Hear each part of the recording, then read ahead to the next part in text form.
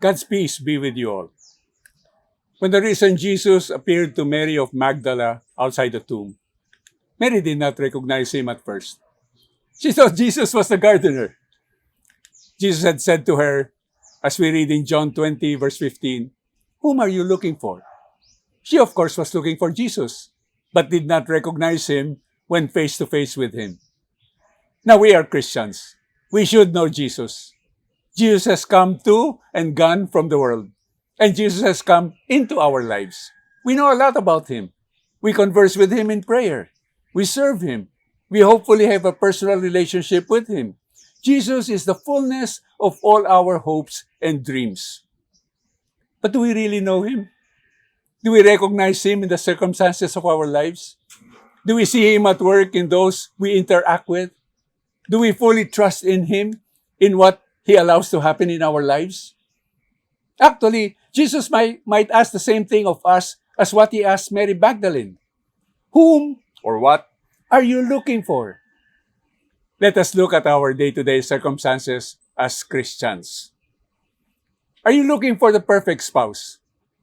Well, I am sure that when you got married, you considered yourself as having found the perfect spouse.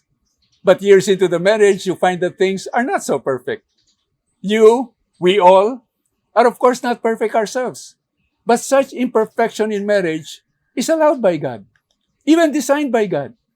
You're perfectly suitable to be the cross that your spouse can carry and embrace daily and thus grow in holiness. Are you looking for perfect children? Yes, when they are asleep, they do look angelic. Yes, when they are very young, they can be brats. But anyway, they are so cute and lovable. But how about when they grow up? How about when they begin to stray away? When all the good you have taught them are not being lived out? Again, this is just the way it is. Even in what we think might be our perfect home.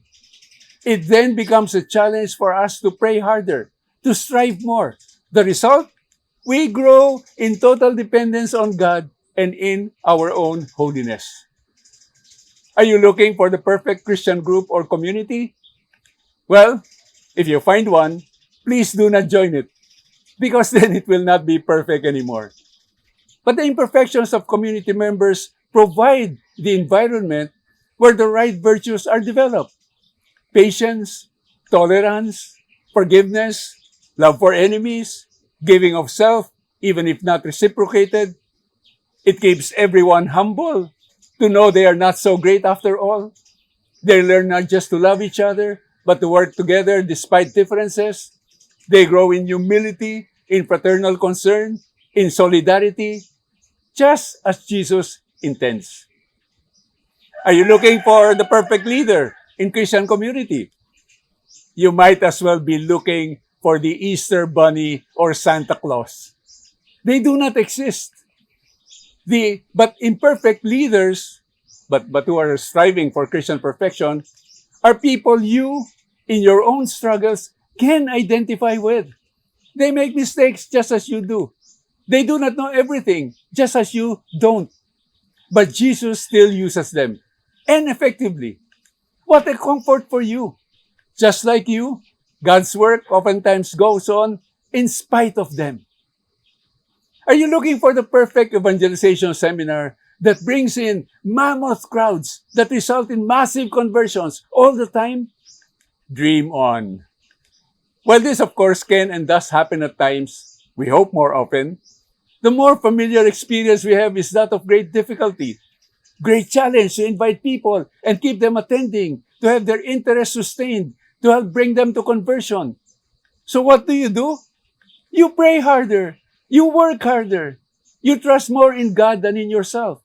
You offer everything to Jesus, whatever the outcome, and you serve with joy. So, many times we waste our time thinking, what if only, how I wish. We linger at the tomb.